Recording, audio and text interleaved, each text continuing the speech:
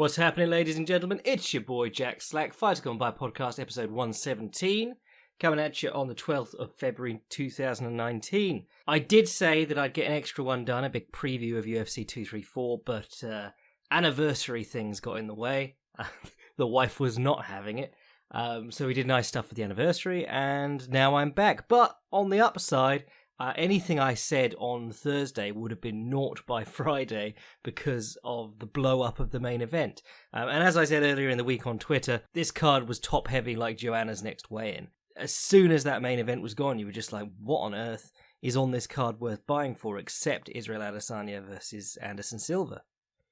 Especially when you consider the UFC on ESPN coming up this weekend. So yeah, it all went a bit tits up for the UFC there.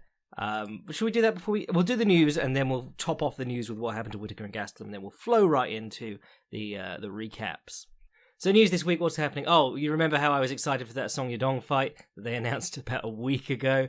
Song Yadong has now torn his PCL, so he's out of that fight.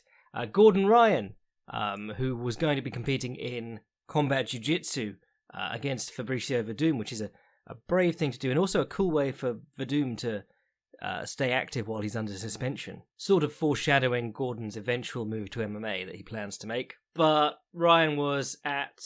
Was it the Pan Ams or some shit? Well, this weekend he was competing against some... Was it Kasai? No, it wasn't a tournament, I don't think. But he was competing against some 260-pound lad, and he keeps using these entries for his saddle, honey hole, reverse ashigarami, whatever you want to call it, where he has one butterfly hook and he'll go up on his side and then come back in, and he put a lot of pressure on his knee doing it, and when he wasn't the stronger man and he was against a very, very big dude, he tore his own LCL in half. If you want to know more about like why that happened and how to avoid that happening, if you've been copying a lot of Gordon Ryan stuff, which I'm sure we all have, the great Lachlan Giles put out a video on it and was basically like, why would I know? Well, I've got a PhD and I did my thesis on LCLs or some shit like that. It was pretty funny. But yeah, so that's sad that that's off, because that would have been really weird. And sort of, you don't get a lot of those chances to see someone just come from out of nowhere and surprise you. And, you know, if he'd submitted Fabricio Verdum or knocked him out in a combat jiu-jitsu match, that would have been incredible. What else is happening? We got a re-announcement of Glover Teixeira versus Ion Cutelaba, which is good because I was excited for that match originally. Glover Teixeira is a little bit older, has taken a few more elbows to the brainstem since the first time the fight was booked, but they're going for UFC on ESPN 3 in Miami, so that's 4 juicy boys in banana hammocks going to be swanging and banging at each other down on the beach. And then Roxanne Modafferi has been signed to fight Antonina Shevchenko in April. Fair enough, if you care about that division. Sky Sports signed a 1-year deal with Bellator. Obviously 1 year, not a tremendously long time, but certainly interesting to see what they can do. I really liked Bellator's booth on the Newcastle event this week, which was on Channel 5. I watched it a British broadcast of it, so I don't know if they had Goldie and Big John for the American version, but it was really interesting having people actually talk about the fights. Ovin Simprou is out of his fight with Serkinov, which means that Serkinov can get one step closer to a title shot before before losing. Dave Branch versus Jack Hermansson signed for UFC on ESPN 2 in Philadelphia. That's an interesting one because Dave Branch has always been sort of just breaking into the top level, and Jack Hermansson we don't really put on that level yet. So that's a good opportunity for him to step up. And then let's talk about leaving the middleweights. Let's go straight on to the middleweight blow-up in the main event of UFC 234. So, in the week leading up to the event, people noticed Kelvin Gastelum's twin was growing out the back of his neck. And just like, what the fuck is that? And out of his lip, too. Pretty blatant staph infection. But the commission were allowing it to go ahead, so interesting. But then it's Australia, so probably don't have a proper commission. The UFC doctor was happy to let it go ahead, or whatever. However, they weren't happy to let Whittaker go ahead with the hernia that they discovered he had. And apparently it was the sort of hernia that, to quote one of the doctors who was looking at it, if it had gone during the fight, like if he'd been hitting it, could have been fatal. So that's super weird. So conspiracy theories abound. Did the UFC know about this before the fight? and use Whittaker as their sales point to the Australian audience, and so on and so forth. And there's a lot of, should we cut Whittaker? Sorry, not cut Whittaker, obviously. Should we strip Whittaker and this, that, and the other? I don't know. I'm normally in favour of like the 1 year before stripping and make an interim title thing. I don't really know. It's just so frustrating that this dude is legitimately one of the most skilled fighters I've ever seen. He's literally one of the best ever. And he can't stay healthy. It's crazy. And I was really perturbed by the fact that Gaston was coming with this dirty great staph infection, because the last time Rob had staph infection he almost died and was out for a year. Pretty crazy. And this all works out that Whittaker has, while fighting like a murderer's row of middleweights and beating the other top middleweight in the world twice, has never actually fought for a proper title or defended his title. He won an interim title that they turned into a real title while, after they were done with Michael Bisping just fighting people who weren't actually middleweights, or top middleweights at least. And then Yoel Romero missed weight for their rematch, or one of their matches, so that wasn't a title. It's pretty crazy. And it really just shows you how bullshit those numbers are anyway, because it came up when Demetrius Johnson was about to break Anderson Silva's record, and Anderson Silva had defended had fought Travis Lutter, who was, in shape preparing for a title fight, but came in overweight, so he didn't get the actual belt on the line. But that is, effectively another defense. He fought the same dude. It's just a number to sell people with, the circumstances of this sport. And this is why I'm always like, greatest of all time is bollocks, because no two people will ever fight the same dude on the same, in the same condition. Everything is in constant flux in this sport, and luck has as much to do with it as how good you are on a certain night. Depending on who's injured, who's around, how you get injured, whether the commission cares that you're injured or not. So many of these things change. Anyway, so the fights went ahead. Let's talk about UFC 234. Very important anniversary, of course, because it was the first time since UFC 123 that you could just type out the name of the event by running your finger down the keyboard. Now, what did I see on this one? Because, again, as I said, anniversary things, so I was busy. But I did see... Okay, I saw the preliminary card. Kyung Ho Kang versus Teruto Ishihara. This was the first time I've been interested in Teruto Ishihara since they made him stop saying bitches. He got clattered in the first round, swung wild to stay in the game, and the two of them were just swinging like crazy. Ugly stuff, but still very fun. But finally, Ishihara stumbles, gets his back taken and gets choked out. Very cool back take by Kyung Ho Kang. He had double underhooks, and he had his feet crossed behind Ishihara's butt as Ishihara was tripoding forwards. Again, that old try and shake him off over the back that gets people Sulu stretched from time to time. But yeah, didn't have the hooks in, had them crossed behind his arse, and then pulled him back into sort of like a crab ride position. Very interesting. Ishihara said he'd retire if he lost this fight. I don't believe he has, but, probably just talking. Cara France versus Paiva, I skipped. Shane Young versus Austin Arnett. Well, let's go on to the good stuff. Jimmy Crute versus Sam Alvey fight, good stuff. I like Sam Alvey as a person, but some of his fights are a little bit dull. However, this was a weird fight. I like Jimmy Crute. I've been on the Jimmy Crute wagon since he fought Paul Craig and was doing good work in the stand-up, which is understandable because it's Paul Craig, but even on the ground he was holding his own, using the Kimura to sweep beautifully from half guard, and finally finished him with a Kimura. If you can submit Paul Craig, you're doing pretty well. But this fight was a little bit odd, mainly for the stoppage, but Alvey was doing his usual awkward southpaw thing. Landed a couple of good jabs. Jimmy Crute was more kicking from the outside, and then Alvey faked his jab, but then dropped both hands and stuck his chin forward as he was going to swing his overhand. I don't think he was even going to swing the overhand. He just sort of did a really big feint while taking himself completely out of position and sticking his head out. If we compare that to the stuff that Israel Adesanya did to completely control Anderson Silva in the main event and to stay fairly safe for the majority of the time, it was pretty bad. And Jimmy Crute just crossed him across the chin, sent him flat. But then Jimmy Crute was trying to do the walk-away knockout thing, and it didn't work because Mark Goddard wasn't having it. And Alvey jumps up, stumbling all over the ring. I can't remember how he ended up falling down again, but I think he was chasing a takedown.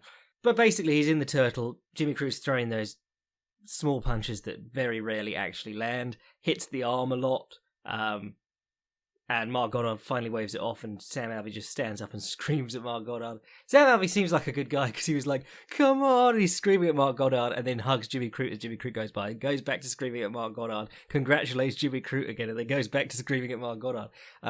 Clearly a dude who cares more about winning than he does about, worrying about whether the opponent beats him. Yeah, not a great one for Goddard, to be honest. I quite like him. He's a good ref in the grand scheme of the referees. One of the best ones. The only one who seems to care about fence grabs. But yeah, that stoppage was a little bit all over the place. Maybe he got a bit flustered by the original confusion with Jimmy Crute trying to do a walk-away knockout. I think you're in a difficult spot because if he'd left it longer and then a good punch landed and Alvey was like flat on his face, then people would be like, Jesus, Mark, how many do you need to see? I think some of these you just can't win as the ref. De La Rosa versus Kassem, this was good. De La Rosa came out and got in her face immediately, but the finish was really cool. She was in half guard, did the crucifix from half guard that people like Chael Sonnen like to do, where you put your knee over. If the opponent reaches for your arm or whatever, you put your knee over it, trap it to the mat, and start hitting them. But she managed to sort of float through into like a knee cut into side control or something. So she was in side control with the hands trapped to the mat. So it was basically what they call a mounted crucifix. Began mounting from the mounted crucifix, so the sliding the left knee across the belly.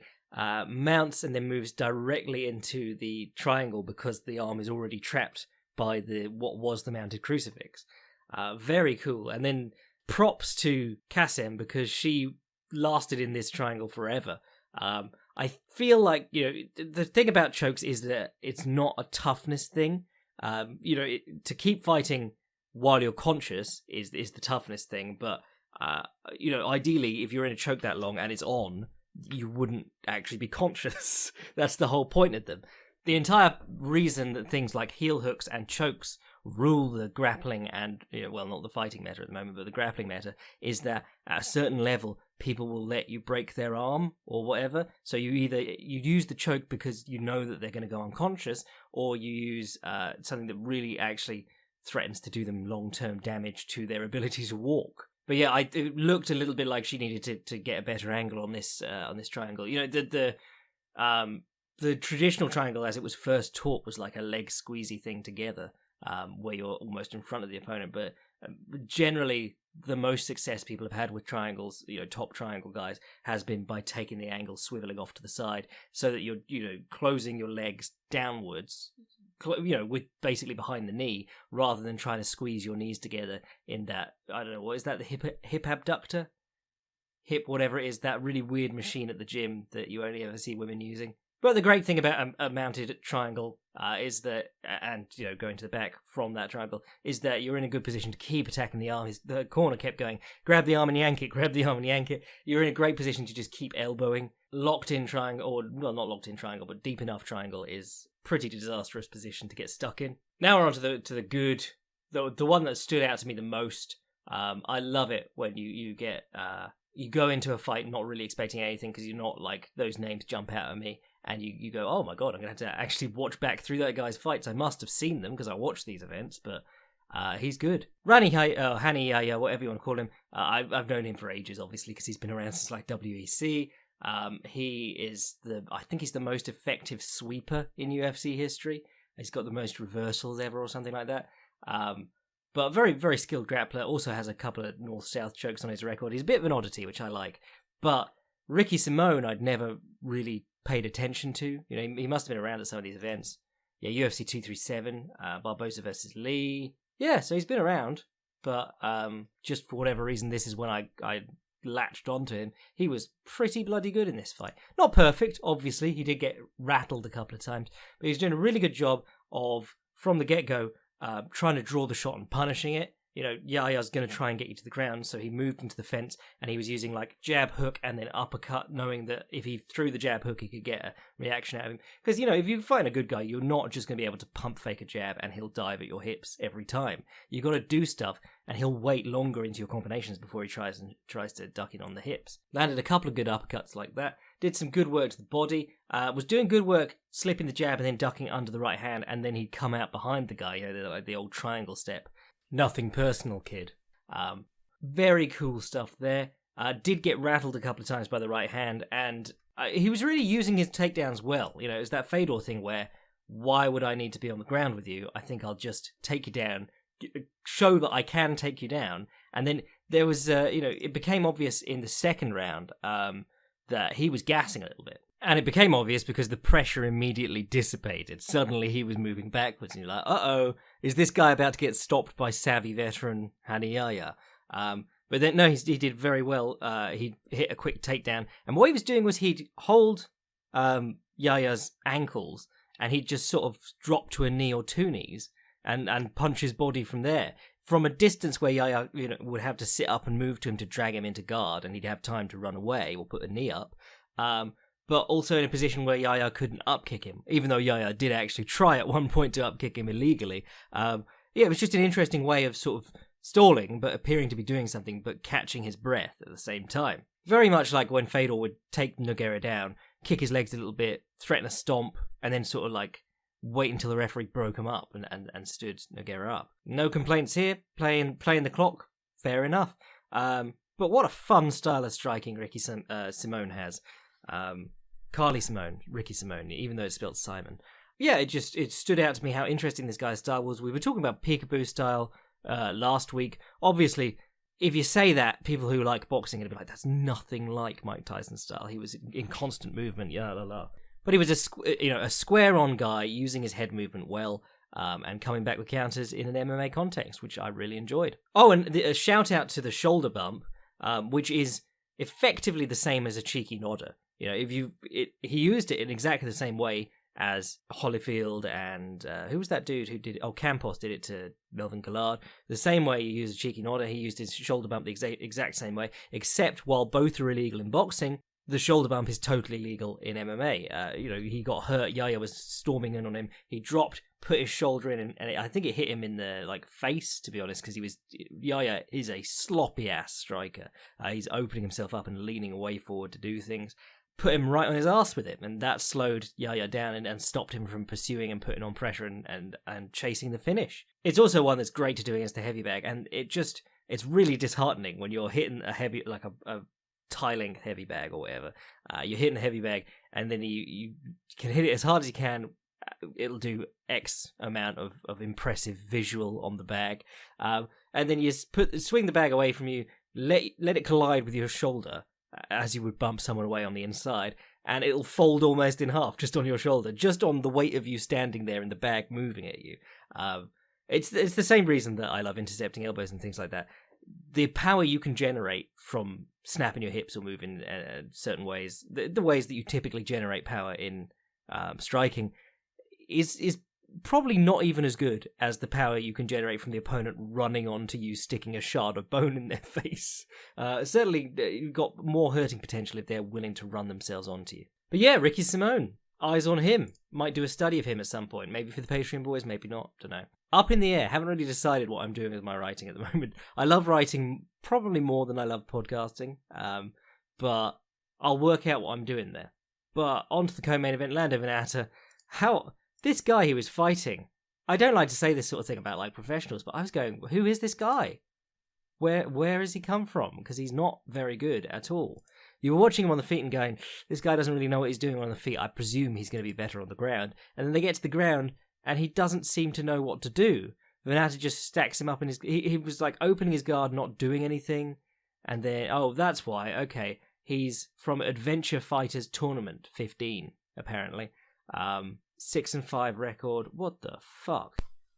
Man, they were giving Venata a softball here. I presume he was scheduled to fight someone better and the fight fell through, though I'm not seeing any mention of that. Yeah, Venata takes him down into his guard. Effortless body lock takedown, like straight into side control. I think he recovered guard. But when he's in his guard, the guy does nothing. Like, he'll open his guard and Venata's just like, what? I think Dom Cruz said he's not holding him down here. Mariano should be getting back to his feet. And finally, Lando Venata just stacks him up, starts hitting him, eventually passes with this guy freaking out about being hit, and then picks up the easiest Kimura in the world because the guy's arms were out doing nothing. Very strange fight. Always good to see Lando Venata get a win.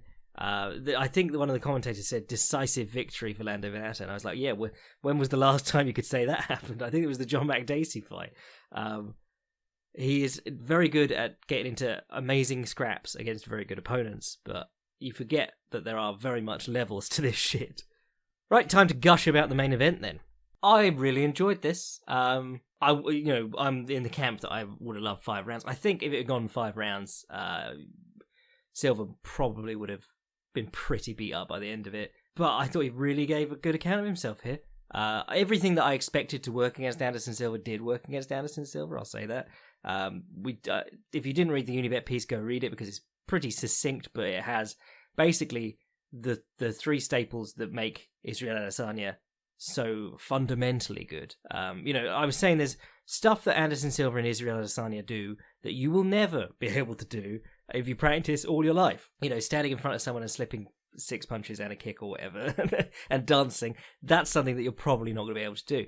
However, elements of Israel Adesanya's game which are in constant use, you can take and use right now. If you watch, I broke it down, the shoulder feint, the hip feint, and the question mark kick. Everyone knows what the question mark kick is. You set it up with some nice body kicks, you pick your knee up as if to kick the body, you hold it to the last second, turn your hip over, flop that leg over like a fish, and kick him in the head. That's the obvious one. That's probably also the hardest one. I was going to say the easy one, but it's probably the hardest one because it requires a degree of flexibility and some kicking ability. The other 2 are the shoulder feint, which is where you step. Well, you can do it with a step, you can do it without a step. You can step, you can bend the lead leg. Point is, you push your lead shoulder at the opponent in such a way that they think a jab is coming. That's it. But if you're good at it, you can play havoc with people's defenses. The hip feint is essentially the same thing. Think of the I said in the article, think of the Lyoto Machida booty shake, but more convincing. So Israel Adesanya will switch to southpaw. He will bring his left hip forward and probably slightly up, and bring his left foot under him, and then he'll step forward again, as if to kick, and then he doesn't. And the great thing about both those feints is, 1, they don't expose him. Sam Alvey managed to make himself more vulnerable during a feint than he was when he wasn't doing anything. Israel Adesanya is on guard at all those times. Secondly, they allow him to cover ground when he feints. The problem that guys have with feinting is that they'll feint, the opponent will go for a swing or whatever, and then stop, and they'll go, "Ha, I got you." The real gift of what people need to be doing to really make the most of it is you feint, and then you catch the opponent in that moment after they've gone, "Shit, I've been feinted," and they're moving back to their guard. That's how you capitalise on feints, and that's how you exhaust people and run them ragged. Now, feinting has always been something that I've wanted to see against Anderson Silva. I was saying it back in articles I wrote at Bloody Elbow. I was saying Rich Franklin managed to catch him with a hook off the jab just by going off the same side because he's used to these 1-2 flurries coming at him over and over again. So double up on the left hand or the right. Well, I said the left hand, but Weidman did it with the right hand, knocked him out. I was saying dudes need to feint. Weidman did it with feints and jabs, staying over his feet. Michael Bisping did it with just a ton of, not particularly damaging blows, but didn't give Addison anything to hold on to. Did a lot of feinting. And then Israel came out and feinted and just landed pretty much at will for most of the fight. I don't think it's any surprise to anyone that Anderson Silva is probably the bigger hitter of the 2. Anderson Silva takes a punch very well generally, unless he's really caught off guard. I think we can dispense with the myth that his chin is shot. He's just been caught off guard a couple of times. But I would say that Silva I leaned towards thinking he was probably the bigger hitter before the fight, but I think the fight probably confirmed it. It seemed like Israel was a little bit more worried about Silva's blows than Silva was about Israel's, even though Silva couldn't deal with Israel's. He couldn't keep up. There were so many of the Anderson Silva kidology things in there. The guy plays some mind games, and it works on fans and judges as much as it works on fighters. He gets hit in the face, he drops his hands and goes, "Hit me in the face."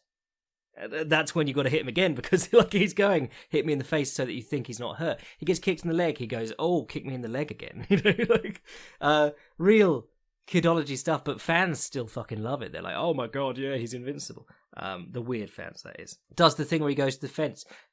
Michael Bisping did exactly what I wanted to see from him when before that fight. I was like, two things he can do here: feint lots, hit his body because he wants you to swing at his head and move his head; kick at his legs because he'll be moving his head, and you can knock the legs out from under him. And if all else fails, just stop doing anything, because the onus is on him if he's got his back to the fence to do something. And Bisping did a little bit of all three.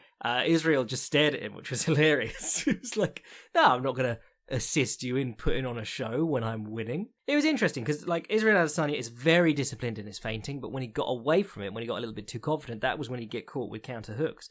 And it was very similar to the one that Pereira, what's his name? The guy, the kickboxer who knocked him out just before he moved to MMA for good.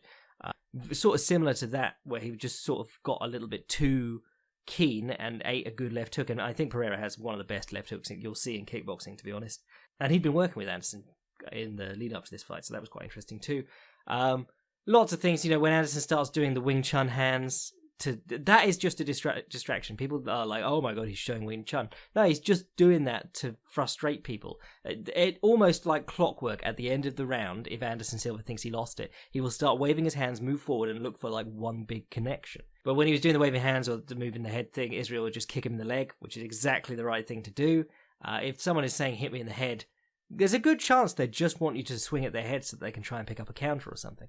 The interesting thing was, people lost their minds in the second round when Anderson Silva came forward for a bit. And Israel Adesanya, I didn't actually talk about this in the pre-fight article because I ran out of time doing the Gastelum one as well, which it turns out was a waste of time. I've always felt, what I was going to say was that Israel Adesanya is very good at breaking the line when he exits, when he retreats. He doesn't stay on a line, and that's, especially for a tall guy, you will hit the fence very quickly if you just back straight up. He's very good at leaving on angles, and that leaving on angles often creates counters for him. So when Anderson started chasing him, they showed it in the slow-mo later, and a lot of the blows just didn't do anything. They just missed or glanced off the top of his head. But Adesanya was very good at breaking off the line and getting out the side. And the same thing happened with Bisping in the first fight. In the first round or the second round, I can't remember which. But he comes forward, chases Bisping, tries to do the fluster him thing. If you want to see it work correctly, the one moment of really good offensive boxing he did was against Forrest Griffin, when he flustered him, stepped forward, and hit him with a stepping right hook. Same thing happened against Yushin Okami, but with a good kick. He just sort of flusters him, gets him reaching, and then kicks over his arm.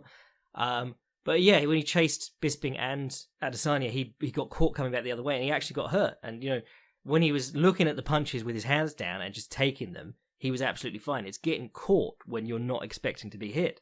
The knee came out the middle, and I think it was a short right hook off the knee that caught him. But against Bisping, he got rattled coming forward too. The guy doesn't like leading, and that's always been one of the rubs on him. And it's for good reason. He can see the punches coming a lot better when he's on defense. And, the blows that he lands as counters are normally better than the blows that he lands if he's going forward and pursuing. It's very hard to be an offensive fighter, especially if you value your health. What I will say that I loved this fight. I had so much respect for Anderson Silva because this was a very tricky opponent for him. I think Israel Adesanya would have probably got the same things to work in a match against Prime Silva. The feints are still there to throw off the timing, and doing them religiously and being able to flow off them. Feel free to name me one, but I don't think there's a single fighter who feints as well as Adesanya that Silva's fought. I think Bisping did a very good job too, but those two are leagues ahead in striking and feint, that sort of striking. Using the feints to set things up, playing with anticipation. They're leagues ahead of anyone else that Silva fought, and you can tell me that Vitor Belfort is an incredibly dangerous striker, and I'll go, yes, he is an incredibly dangerous striker, but he's not that sort of striker. So mad respect to Anderson Silva for doing such a, I'm going to say competitive. I did feel like he wasn't really in control at any point of the fight, but he was very much there and taking the blows happily, doing a lot better than a lot of us expected. I think maybe 5 rounds he'd probably have struggled to get through. But then it's Anderson Silva, as I said. Actually, I'm going to read this little bit to you because people confuse me winding up Anderson Silva marks. I will continue to wind up Anderson Silva marks because, like I said, the guys he fought were not great strikers in that way. The guys he fought did not show feints. They didn't build off feints. They didn't do all these things that trouble a counter striker. And Anderson Silva is very much like Royce Gracie in that respect, in that he didn't fight anyone who was prepared to deal with that. But I'll just, as much as I love winding up Anderson Silva fans, I'll read you this little bit of what I said in the article, because this is how I actually feel about him. The counter-argument to everything we have discussed about Adesanya is that Silva is one of the craftiest fighters to ever step in the cage. From backward elbows to crescent kicks, his moments of inspiration tend to make a big impression on the fight, and his whims have reshaped the very way the fight game looks. And if you think about that, I'm specifically referring to things like the front kick, which was sort of like a gimmicky technique until he knocked out Vitor Belfort. Suddenly everyone's using it, and it's getting to the point where it should be. It should be as vital to kickboxing arsenal as the jab is to the boxing arsenal. The backward elbow, everyone tries that now. Guys are trying to do it off the shoulder roll. Silva does it off the shoulder roll nowadays, actually. Nobody's scored a knockout quite as spectacular as that Tony Strickland one, but the setups are getting cleverer, and guys are actually looking for it all the time. That, what do we used to call it in karate? Yakumo Oshigeri, but, sometimes they call it a crescent kick, but it's like a snap kick, but angled outwards. So if you've got your right foot up and you're going to do a front kick, and then you turn it so that your heel, your foot comes in towards your center line, and you're kicking outwards slightly. That's what an inside-out kick, whatever you want to call it. He's been using that recently. He did it to Bisping and landed a left straight off it really nicely. That's a cool technique. There's a guy, what's his name? Is it Ichichaka?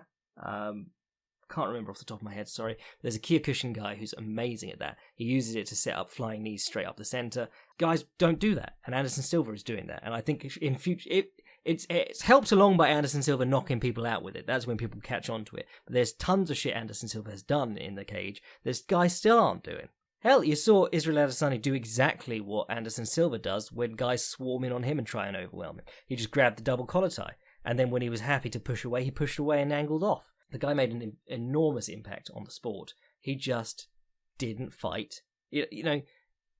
My objection has always been people being like, yep, he beats any striker in any age. It's just like, no, he was fighting Rich Franklin. Anyway, the important thing about this is how good is Michael Bisping that he completely boxed up Anderson Silva for 5 rounds. And Israel Adesanya had that fight was granted probably more competitive without the big knockdown moments. Bonus shout out for Anderson Silva using a cool, taking a kick on his hamstring by pumping his leg out behind him into a karate front stance. Lots of cool stuff. I think I'll probably write a long study on Israel Adesanya to put in whatever update of advanced striking, elementary striking. The thing that I'm working on right now, that I keep promising to put out snippets of for the Patreon boys, I think I'll put Israel Adesanya in that. Because there's some very cool stuff he does. He'll rebound off the cage or ropes and immediately use a switch knee to the solar plexus, which is fantastic. He uses his rear hand, he'll put it out like he's throwing it straight, but just past the opponent's head. Use that to step out to the side into the opposite stance and then come back in with punches from that side. Very, very crafty man. And he's a reader of slacky articles, so fair play to him. Anderson Silva, after the fight, said that he wants one more fight against Nick Diaz. And Nick Diaz was like, nah, I'm fine getting drunk, homie. And to be honest, you can kind of, as much as Nick Diaz has turned into sort of a sad waster, and certainly a waste of talent, but, it's more that people are kind of sad that he spends his entire adult life in clubs, every night, just being paid for, and people giving him drinks and him drinking his life away. But if you're at Nick Diaz, your disgust at the sport was largely due to performance-enhancing drugs. Anderson Silva is a repeated performance-enhancing drug catchy person who was caught doing them. And that fight was the one that he was caught dead to rights for it.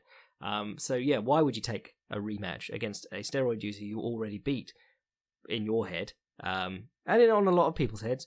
But then that fight was turned into a no contest because of the drug tests. And then you were also penalised for worse than Silva was for taking marijuana. So, that's the worst possible fight to lure Nick Diaz back.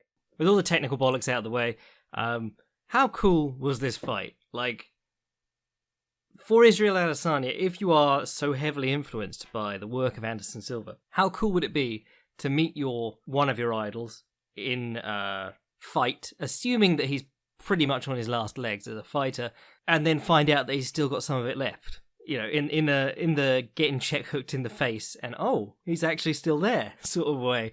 And the whole fight was just always with these fights where you know that the two guys respect each other and they don't have any real animosity, and that there's high stakes on the fight, but not particularly on the rivalry. You worry about that Crocop Pat Barry bollocks, where it's like, oh, you threw an axe kick, let's hug. You know, just people hate that. And it always feels really bad when one guy then gets clipped and finished, because that's like, maybe that's because you were smiling and laughing and being a dick. What I loved about this fight was that there was some gamesmanship. They were, you know, taunting each other and things, but there was never any of that huggy nonsense. It felt like they admired each other, but they were also there trying to take each other's heads off. I've only seen like a couple of people say it was like a sparring match. I was like, oh, you must have interesting sparring matches. So yeah, I really appreciated that. And if you think about Anderson Silva and, you know, Israel Adesanya is like a new sort of Silva in a way, and people are going to draw that comparison favourably. You know, he's new Silva, there's Silva Classic, and then this weekend at Bellator in Connecticut, we get Lidl's own brand Silva, Michael Venom Page, which takes us into some previews. I don't know if we'll do full previews, we might do a little bit more later in the week. As I said, I haven't decided what I'm writing, but let's have a look at some of these events that are on, because there's some really good ones. Well, there's two Bellators on this week. There's Bellator 215 and Bellator 216. Bellator 215 is on Friday, and that's got Mitrione versus Haratonov. And it's also got Logan Storley on the card, which is good fun. But it's a typical Friday Bellator card. There's very little that you need to give a fuck about on there. They've got the number 23rd women's featherweight in the world. I didn't know there were 20. But that main event's fun enough. Matt Mitrione always seems on the cusp of achieving his potential, but then fails. Knocks out Fedor, gets laid on by Ryan Bader. Knocks out Derek Lewis, gets anaconda choked by Brendan Schaub. So here he is against Sergey Haratonov, who is the constant dark horse. People are always going to be like, hey, I'll have you know he's a master of Sambo. And you're like, he can't really grapple very well. He's not been grappling well for years. He's just about learned to check a low kick again. He competed as a kickboxer in like 3 events before he realised he needed to check low kicks. But he always has that right hand. That right hand is money. He's knocked out some incredible chins with that right hand. And be very interesting to see what he can do against Mitrione. He takes a lot of shots too, so it could just be another right hand to right hand trade. Yeah, I very much doubt Haratonov will try and take him down. I think Mitrione is probably good enough to stop a Haratonov takedown. If they stand on the feet, you've got to think Mitrione's got to go to the low kicks. If he's seen anything that Sergey's done, go to the low kicks. But we'll see. Then you got Bellator 216, which has some more interesting stuff on, to be honest. Roy Nelson versus Mirko Filipovic, which tells you there's no drug testing at this card. Team to the Jug, Mr. Bellator himself, was telling me the other day about how the Mohegan Sun Commission is actually probably better than a real commission, because they're worried about getting sued and stuff. This was after the Gastelum staff stuff. And I was just like, that is a truly bespoke take. Woke commissions suck. Bespoke casinos are better than commissions. It's just moronic, but that's why I read what he says, because it's just good for a laugh. Anyway, the really exciting one for me is that Eric Silva is making his Bellator debut, fresh off almost losing to someone you've never heard of in LFA. But he'll be back, and he'll be juiced to the tits. You can almost guarantee it. The big joke with Silva has always been that he's like a young prospect. There's still time. He's 35 years old and he's been fighting for like 20 years. So, no, there isn't. He was all potential at one point, but really all we got out of it was those cool axe kicks when the guy was holding onto a single leg, which were probably illegal, to be honest, and a couple of nice back kicks. But firstly, his physique collapsed, which was very noticeable, but all the explosivity sort of left from him, and he went from being like an okay 3-round fighter to a guy who can't get out of the first round without gassing. And here's the interesting thing, he's fighting Amosov, who's actually pretty decent. He's 20-0. Oh, no, I'm thinking of the guy who's supposed to fight. Oh, no, this is him. He's just beaten Gerald Harris, no less. Props to him. So that could end badly. Roy Nelson and Mirko Filipovic, who cares? The first Roy Nelson-Filipovic fight was when you really knew that Cro Cop was done, because he was actually moving like his old self. He was trying to step off to the left side, outside the right hand, and then come back with that left straight. He was really doing his counter thing well. He was kicking well, and he just couldn't take the shots. Anytime Nelson touched him, he was just stumbling all over the place. Thing is, Roy Nelson has had like a similar sort of just drop off. His chin completely broke after the Mark Hunt fight. He's never been in good condition. He's finally going to takedowns, and we're just finding out that they weren't as good as people always imagined they were. You know, it was like he's holding back. He's not even doing the jiu-jitsu, and then he can't actually get dudes to the ground. Most importantly, the co-main and main event are actually pretty good. Cheick Kongo versus Vitaly Minakov. God, I hope Cheick Kongo doesn't just lean on this guy, but Cheick Kongo's managed 2 knockouts back-to-back, so people are like, oh my god, he's finally achieved his potential. Minakov hasn't been in Bellator since he was the heavyweight champion. Had a very ugly contract dispute with them. It tells you something that all 3 of Bellator's heavyweight champions have been like, fuck, you don't pay me enough, and then left. So he's back. This fight is presumably for number 1 contender Ryan Bader. Fun enough. I don't see Kongo really having anything for Bader. And then you got Paul Daley versus Michael Page, which I may write something about later in the week. But I like this. This is the first time that Michael Page has fought anyone really good. He was actually scheduled to fight Curtis Millender at one point, but that fight fell through. Fought Fernando Gonzalez. They both fought Fernando Gonzalez, but Paul Daley in a strict kickboxing sense. Because when Scott Coker decided he wanted to co-promote with Glory, he was like, but don't give us any of your fighters. We'll have Fernando Gonzalez compete in Glory gloves, and that'll be fun. And it was shit. So yeah, neither of them looked particularly good against Fernando Gonzalez. But Paul Daley is all left hook and low kicks when he remembers to throw them. Michael Page is all in and out movement, intercepting right hands, flying knees, and the odd high kick. I think Paul Daley is a nice matchup for Michael Page in terms of the people in that tournament. If you look at the tournament, there is one side of the bracket that is like dominated by grapplers.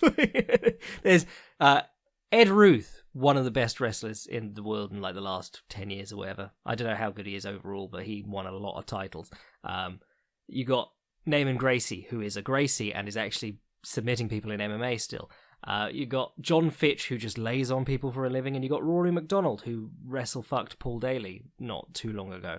And they're all down one bracket, and then there's a couple of strikers in the other bracket. So, yeah. It's the same thing they were doing with Fedor's bracket in the heavyweight tournament. But Michael Page, this matchup is probably the most favourable of the tournament for him, but it's still a step above what he's been fighting recently. I say recently, for the last 7 years. You would think Daley would do well to get to low kicking. Problem with low kicking against guys who are in and out is that if you catch the leg, that's brilliant. But if they're going to be waiting for it and trying to skip out of the way or step up the centre with the right hand. I don't know what Paul Daley's ring cutting is like. Paul Daley's always done well when dudes are just either unable to get away or willing to engage him. But then I don't remember seeing anyone run from Paul Daley effectively for however long. 3 rounds. Oh no, is this 5 rounder? Yeah, 5 rounder. Woo! Yes, correction, I was wrong. All the Bellator tournament fights in the welterweight division are 5 rounders, which is fantastic. I think the problem with this is that I'm trying to think of ways that Daley can improve his chances, and Daley is just not a guy who fights the game plans well. He's a very stubborn fighter who fights in his own way. If I were given a good game plan for him, I'd be saying engage in clinches, do a duck in on the hips or whatever, a shot but without putting your knee down or whatever. Get clinches, push to the fence, break from clinches and start swinging from there. Or break from clinches. He's always been good at breaking from clinches with elbows, actually. But I'd say get a hold of Page, push him to the fence and then start swinging, because you want those extended exchanges on the inside. And rather than trying to do that on the way in, get in, push the fence, do it on the way out. Because that way you're not running the risk of getting an intercepting counter up the centre. You're not running the risk of him setting traps for you to take too many steps. And you are putting him against the fence where he can't move straight back. He has to take a side, and then you've got a good chance of cracking him as he goes out. 50-50 chance that you'll hit him whichever way he's going. And you'll be able to get off more blows than you otherwise would, because he'll be stationary and he won't be able to move his head as well. But that's just how a clever person would approach this fight. I expect Daly to pursue him and probably get lanced by right straights, or we have a very tentative bounce off, and then at the end, Paul Daly shouts, "This is fun, isn't it, Scott Coker? This is what the people want to see. Boo!" If you haven't watched that John Fitch fight, watch it. I have never said you must watch this John Fitch fight, but that fight is so good. He's just Fitch has, I think, mount or his back or something, and he's doing so little that Paul Daly is able to just look into the camera and go, "Boo!" And they had it on 5-second delay, so half of it's bleeped. Yeah, Paul Daly actually, in fairness, Paul Daly has probably fought more of these top welterweights than anyone in the tournament. He just doesn't care. Like, he'll fight anybody, even if he ends up losing. Which is why it was always so laughable that he was trying to duck Michael Page anyway. He fought a pretty stiff set of guys in the meantime while Michael Page was fighting Ice Cream Men and Bin Men. I drove through a town called Binham the other day, and I wanted to take a picture and put it up on Twitter and say the whole town caught these hands, but I forgot. Yeah. Who did he fight? Actually, we can have some fun with this here. You know, even though I'm saying I probably favour Page stylistically, if he can transpose that style to fighting good opponents. Michael Page's last few: Rudy Bears, Charlie Ontiveros. They booked him for Fernando Gonzalez. It fell through. Jeremy Holloway, who was 7-1. Fernando Gonzalez. Evangelista Santos, who was never that good and was incredibly washed up. Fernando Gonzalez, where he did nothing. Derek Anderson was booked. Another lightweight versus welterweight fight. They replaced Derek Anderson with another lightweight, Dave Rickles, and now finally he's fighting a good welterweight, Paul Daly. In the meantime, Paul Daly fought Douglas Lima, who went on to become champion immediately afterwards. Brennan Ward, who was good, and he starched him with a flying knee. Rory McDonald, who went on to become champion. Lawrence Larkin, who he knocked out. John Fitch, who is in the tournament and scheduled to fight for the title against Rory McDonald next week or whenever. So yeah, there's a real disparity in the records there. Paul Daly loses because he's been fighting good guys, whereas Michael Page wins. At the moment, it looks like because he's fighting bad guys or lesser guys. So yeah, there's a lot of people will, if Page wins this one, it'll be all, he never fought bums. And you're like, no, that's not at all what to take away from this. He won a fight against a good opponent. That doesn't mean he wasn't hand-fed bums for a very long time. But either way, it'll be fun enough. Anyway, we might do something later in the week. I've not even talked about that UFC event. Maybe I'll write something for the White Primer. I don't know. I've got to actually talk to some MMA sites to work out where I'm going to write next. But in the meantime, there is a history episode going up this week on the Boxer Rebellion. If you want to send a question to the podcast, fightsgonbypodcast@gmail.com. If you want to sign up to Patreon, get the history episodes and support the podcast, do that. And buy Notorious, which I'm doing some Italian rewrites on this week, I think. Oh, and fightprimer.com. Yeah. I'm your boy Jack Slack. Anderson Silva bless.